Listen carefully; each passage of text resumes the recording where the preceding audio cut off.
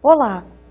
Vamos tratar nesta aula dos acidentes do trabalho e dos prazos de decadência e prescrição para a revisão de benefícios previdenciários. Vamos dar início com o conceito de acidente do trabalho. Lei 8.213 de 1991, artigo 19. Acidente do trabalho é o que ocorre pelo exercício do trabalho a serviço da empresa ou pelo exercício do trabalho dos segurados referidos no inciso 7 do artigo 11 desta lei, provocando lesão corporal ou perturbação funcional que cause a morte ou a perda ou redução permanente ou temporária da capacidade para o trabalho. Artigo 20. Consideram-se acidente do trabalho, nos termos do artigo anterior, as seguintes entidades mórbidas. Inciso 1.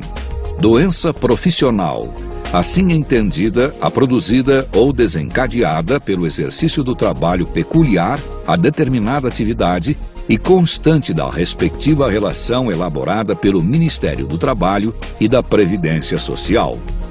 Inciso 2. Doença do trabalho, assim entendida, a adquirida ou desencadeada em função de condições especiais em que o trabalho é realizado e com ele se relacione diretamente, constante da relação mencionada no inciso 1. Você pode observar, portanto, que além do acidente do trabalho típico, aquele em que o trabalhador de uma obra de construção civil cai do andaime, por exemplo, existem ainda outros tipos de acidente do trabalho, a doença profissional e a doença do trabalho. Doença profissional é aquela natural inerente à profissão desenvolvida pelo trabalhador. Por exemplo, um professor que, como eu, acaba desenvolvendo calo na corda vocal. Ou seja, a atividade de professor significa falar muito e falar num tom acima da sua voz normal. O fato de falar bastante e falar acima de um tom normal de voz pode desencadear uma enfermidade que é o calo na corda vocal. Esta enfermidade é, portanto, profissional. Decorre naturalmente da atividade profissional desenvolvida. Já a doença do trabalho não é inerente à profissão e nem pode dela decorrer. Pelo contrário, decorre, é causada em razão ao ambiente do trabalho, a fatores externos, como mobiliário, iluminação, algum ruído que exista no local onde você trabalha. Estas, portanto, são doenças do trabalho e só são consideradas como acidente do trabalho se proporcionarem um afastamento das atividades profissionais. A Lei 8.213 de 91 traz ainda algumas situações em que se considera acidente do trabalho por equiparação. Temos duas situações: acidentes por equiparação que ocorrem no local e no horário de trabalho, e acidentes por equiparação que ocorrem fora do local e fora do horário de trabalho. Para o legislador brasileiro, a empresa é responsável pela segurança e proteção física de seu trabalhador. Por isso, cumpre ressaltar já de imediato que o acidente do trabalho ocorre, em seu princípio conceitual, somente para o segurado empregado. Não existe acidente do trabalho, por exemplo, para um empregado doméstico. Apenas quando se é empregado de empresa se tem conceituado o acidente do trabalho. E como eu dizia, o legislador determina que a empresa tem obrigação de nos proteger, ainda que contra força maior. Por isso, a Lei 8.213 considera acidente do trabalho qualquer ato de agressão, qualquer ato de ofensa física, ainda que por terceiros ou por pessoa privada do uso da razão, são considerados acidentes por equiparação.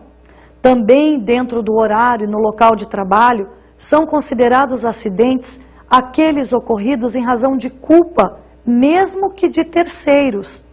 Culpa, vamos lembrar, ocorre quando nós temos um ato de negligência, imprudência ou imperícia.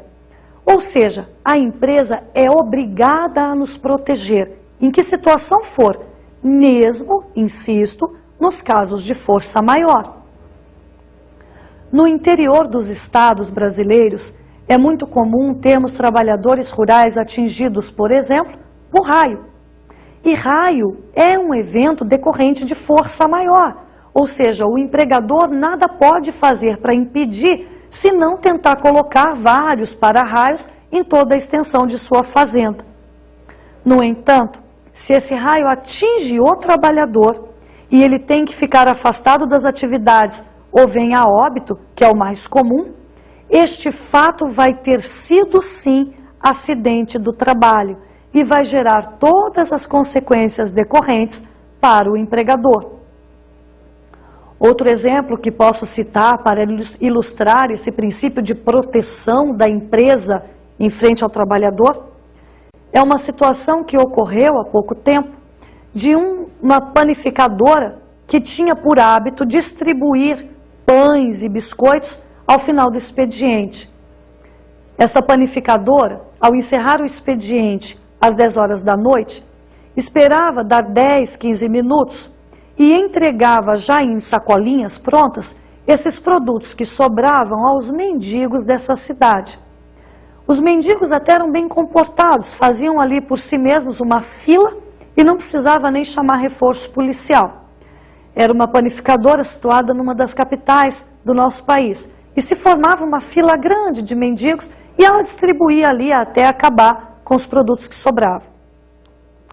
Um dia, um dos mendigos, privado do uso da razão, uma pessoa, portanto, louca, chegou um pouquinho antes de encerrar o expediente. Faltava ainda uma meia hora para as 10 da noite e ele queria a sua sacolinha de pães. A moça, então, atendente, disse que não podia dar, que ele tinha que esperar o término do expediente, entrar na fila que ia ser formada e então ela poderia dar ali as sobras de comida. Esse homem, como disse, privado do uso da razão, não aceitou a argumentação da funcionária e tirou de seu carrinho e de sua sacola todos os objetos que tinha ali e começou a jogar na moça. Um desses objetos era cortante e acabou ferindo o supercílio da moça, que acabou por levar 8 pontos na cabeça. Foi um acidente do trabalho, mesmo que a empresa nada pudesse fazer para impedir. Aos olhos do legislador, aquele louco não poderia ter acesso à moça, ainda que tivesse que ter um segurança na frente da panificadora. Para o legislador, portanto, não interessa qual o ato que aconteceu. Se aconteceu dentro do horário e dentro do local de trabalho, é considerado acidente do trabalho. Assim, o tsunami, se tivesse acontecido no Brasil, teria ocasionado diversos acidentes do trabalho. O desabamento de um hotel ocorrido no Rio de Janeiro também foi considerado acidente do trabalho, e qualquer outro evento, ainda que decorrente de força maior. A segunda hipótese de acidentes do trabalho por equiparação pode ocorrer fora do horário e fora do local de trabalho, mas em hipóteses restritas. Diz a Lei 8.213 de 1991 que fora do horário e fora do local só vai ser acidente nas seguintes hipóteses. Primeiro, se o trabalhador estiver cumprindo ordens de seu superior imediato. Daí, lógico, qualquer evento que aconteça com ele, já que está cumprindo ordens de seu empregador, será acontecido e determinado como acidente do trabalho. Além dessa primeira hipótese, também será considerado acidente aquele ocorrido enquanto o trabalhador está frequentando cursos para aperfeiçoamento profissional, desde que estes cursos tenham sido custeados pela empresa empregadora.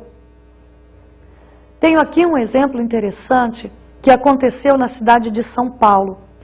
Uma empresa com matriz fixada na cidade de São Paulo, capital, tinha diversas filiais espalhadas no interior de todo o Brasil e também nas capitais de todo o Brasil.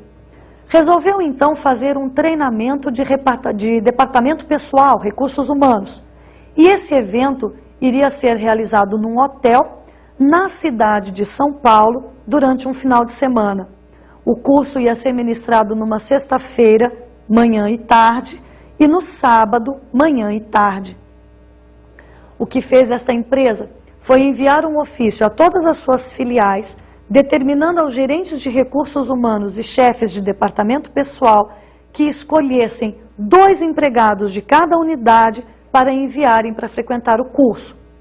Cada unidade escolheu então 2 trabalhadores, a empresa matriz encaminhou o dinheiro para as passagens de ônibus e programou toda a estadia no mesmo hotel onde seria realizado o evento. Todos os trabalhadores foram para São Paulo e chegaram sãos e salvos. O evento aconteceu normalmente na sexta-feira e no sábado, mas 2 desses trabalhadores de uma mesma cidade resolveram sair na sexta-noite para conhecer a cidade de São Paulo. Numa boate em que foram parar, encontraram mais 2 amigos da mesma cidade de onde haviam saído e combinaram com esses amigos que não iam retornar à cidade de origem no sábado após o curso, como havia sido determinado pela empresa, que eles iriam aproveitar que estavam em São Paulo e iam ficar o sábado também para que pudessem sair com esses colegas, de forma que só iam retornar para São Paulo, para a cidade de origem, no domingo, no carro desses amigos, e não pelo ônibus combinado com a empresa. No percurso, este carro capotou. Um dos companheiros de trabalho chegou a falecer, e o outro ficou bem mal, inclusive em estado de coma. A empresa telefonou para a nossa consultoria, desesperada, isso na segunda-feira de manhã, querendo saber como deveria proceder. Um de seus funcionários havia falecido e o outro se encontrava hospitalizado em estado de coma.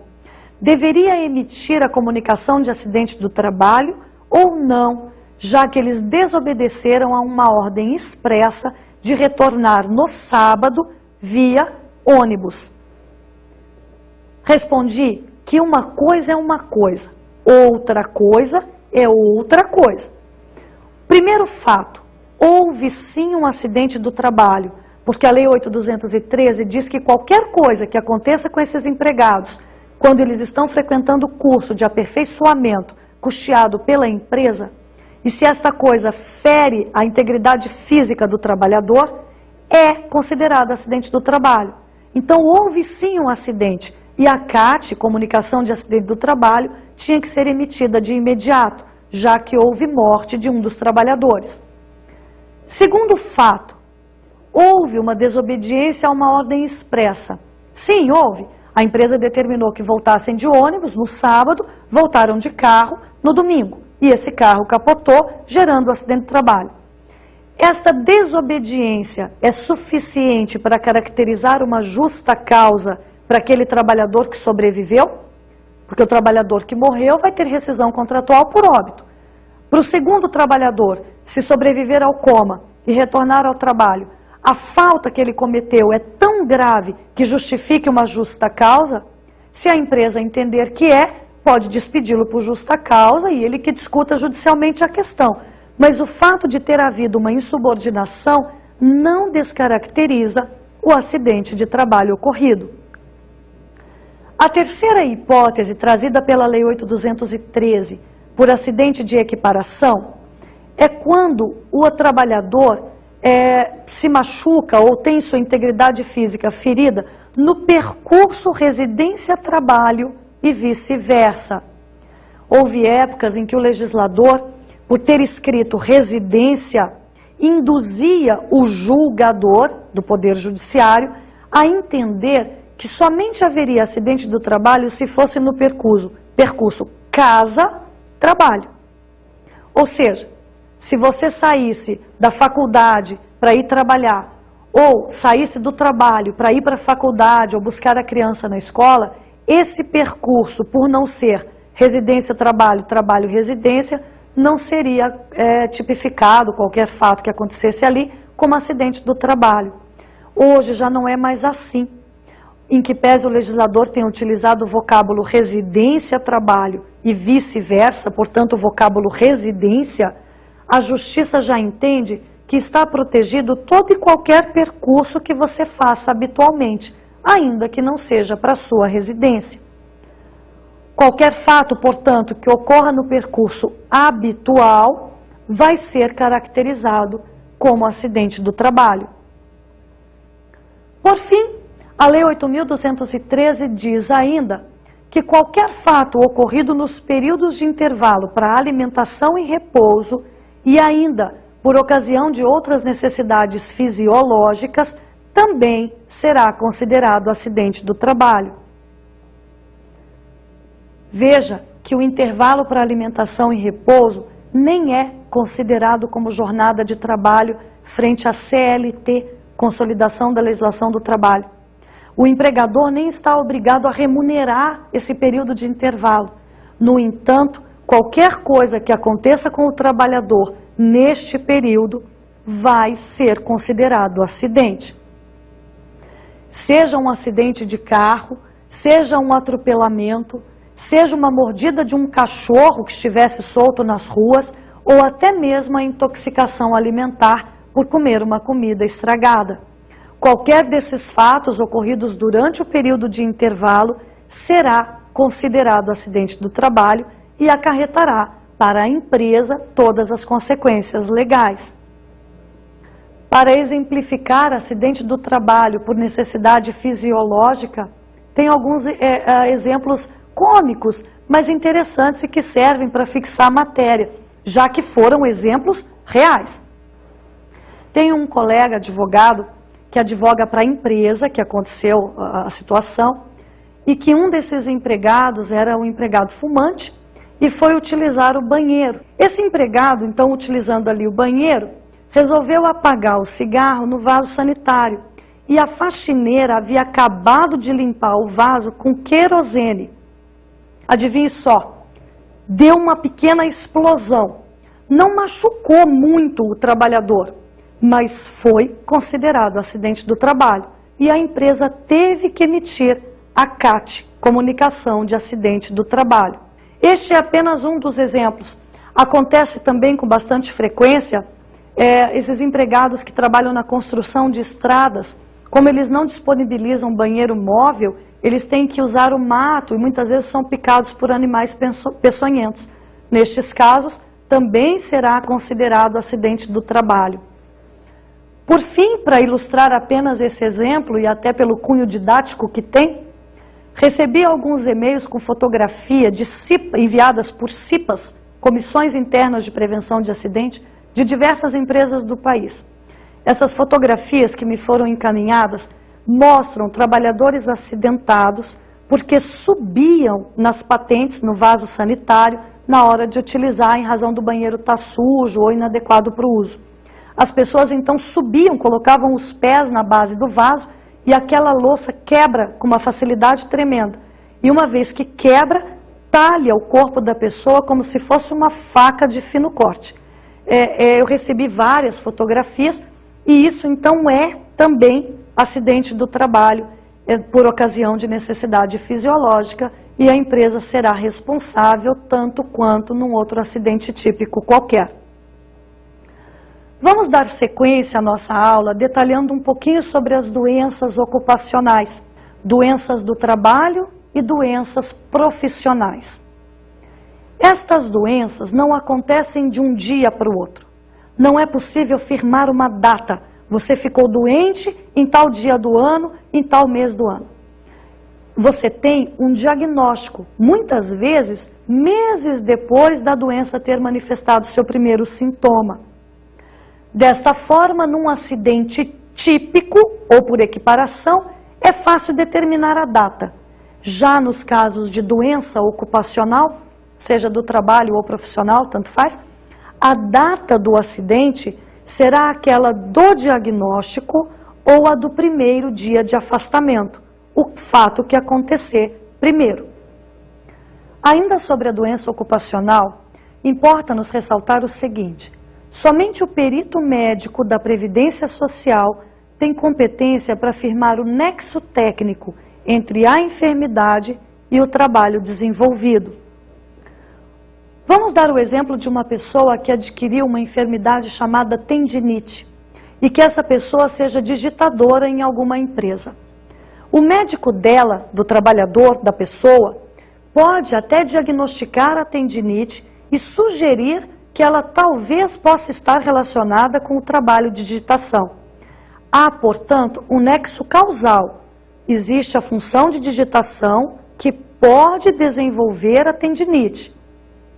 Mas a afirmação precisa de que aquela doença foi de fato ocasionada pelo serviço de digitação só pode ser feita pelo médico da Previdência Social. A competência do perito está prevista de forma exclusiva, repito, no artigo 337 do Decreto 3048 de 1999.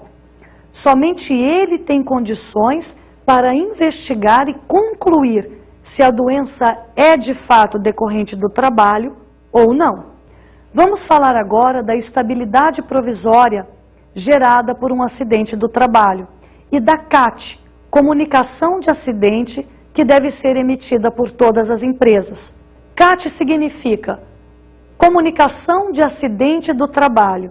É, portanto, um documento de confissão que deve ser assinado pela empresa de forma obrigatória e no prazo de 1 dia útil contado do fato do sinistro.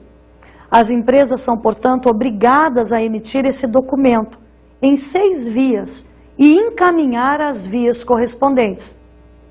Uma das vias permanecerá na empresa. A outra será entregue ao trabalhador vitimado ou seu dependente quando do óbito. A terceira via, encaminhada ao sindicato profissional. A quarta, ao Ministério do Trabalho. A quinta, ao médico que atendeu o trabalhador, que prestou o primeiro atendimento, o primeiro socorro médico. E a sexta via, encaminhada obrigatoriamente a um posto da Previdência Social. Caso a empresa se recuse a emitir o documento, porque discorda que aquele fato é considerado acidente do trabalho, pode emitir a CAT, o próprio trabalhador, o médico que prestou o primeiro atendimento, o sindicato profissional ou qualquer autoridade pública.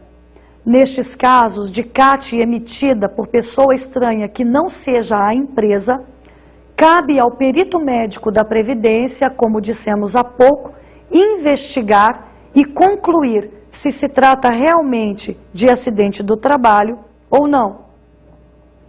Emitida a CAT, seja pela empresa, pelo trabalhador ou por terceiros, e reconhecida a ocorrência de acidente do trabalho pelo perito médico da Previdência, o segurado receberá o benefício de auxílio-doença com o sobrenome acidentário, espécie de número 91, concedida pela Previdência Social. O fato de receber o benefício de auxílio-doença acidentário proporciona ao trabalhador o direito a uma estabilidade provisória no emprego, se for trabalhador de alguma empresa. Determina o artigo 118 da Lei 8.213 de 1991 que todos os trabalhadores empregados de empresa que sofrem acidente do trabalho e que ganham o benefício de auxílio-doença acidentário, de forma, portanto, a ter um afastamento superior a 15 dias, terão direito à permanência no emprego pelo período de 12 meses a contar da cessação deste benefício. Vejamos a redação do dispositivo legal citado. Lei 8.213 de 1991, artigo 118. O segurado que sofreu acidente do trabalho tem garantida pelo prazo mínimo de 12 meses a manutenção do seu contrato de trabalho na empresa, após a cessação do auxílio-doença acidentário, independentemente de percepção de auxílio-acidente. Como podemos observar do texto do artigo 118, para termos a estabilidade acidentária, é necessário o cumprimento de alguns requisitos. Primeiro, tem que se tratar de um segurado empregado, registrado por uma empresa ou por uma entidade a ela equiparada, conforme artigo 15 da Lei 8.212 de 91. Em segundo lugar, tem que ter havido um acidente do trabalho, seja na sua forma típica, seja através de doenças ocupacionais ou dos acidentes por equiparação, que já comentamos. Terceiro, esse acidente do trabalho tem que ter gerado uma incapacidade laborativa, e essa incapacidade tem que ser superior a 15 dias. Isto porque o segurado, para fazer jus à estabilidade, tem que ter recebido ou ter direito a receber o benefício de auxílio-doença acidentário. E o benefício de auxílio-doença só é pago para afastamentos superiores a 15 dias.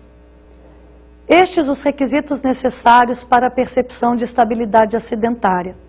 Vale mencionar, por fim, que o artigo 118 traz a expressão independentemente da percepção de benefício de auxílio-acidente, ou seja, mesmo que ao final do benefício de auxílio-doença acidentário, quando da alta concedida pela Previdência Social, este empregado tenha ficado ou não com sequelas que reduzam a capacidade laborativa, ele terá direito ao benefício da estabilidade acidentária.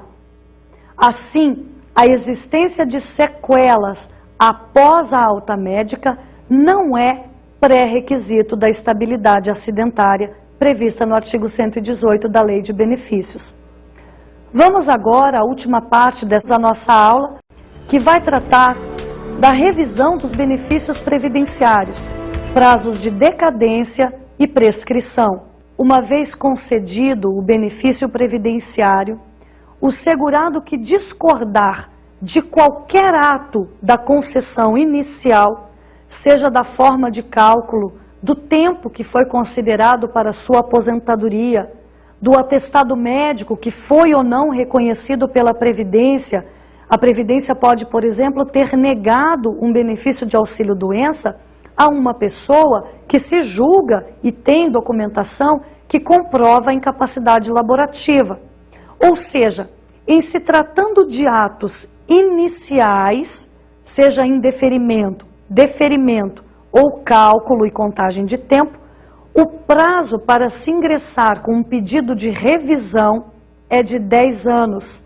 E esses 10 anos começam no primeiro dia do mês da competência seguinte ao recebimento da primeira prestação, ou do primeiro dia do mês seguinte à carta de indeferimento ou concessão do benefício previdenciário. Já, por outro lado, se o segurado pretende discutir não um ato inicial, mas um fato posterior, como, por exemplo, reajustes concedidos pela Previdência Social, este prazo para revisão não existe. Ele pode, a qualquer momento, solicitar, tanto administrativamente quanto judicialmente, a revisão de seu benefício. Nestas hipóteses, o que vai existir é o prazo de prescrição. O segurado, portanto, pode pedir a revisão do seu benefício, desde que não seja ato inicial, a qualquer momento, mas somente receberá as diferenças dos últimos 5 anos contados do pedido de revisão. Este é o prazo prescricional. E encerramos aqui o nosso tema desta aula.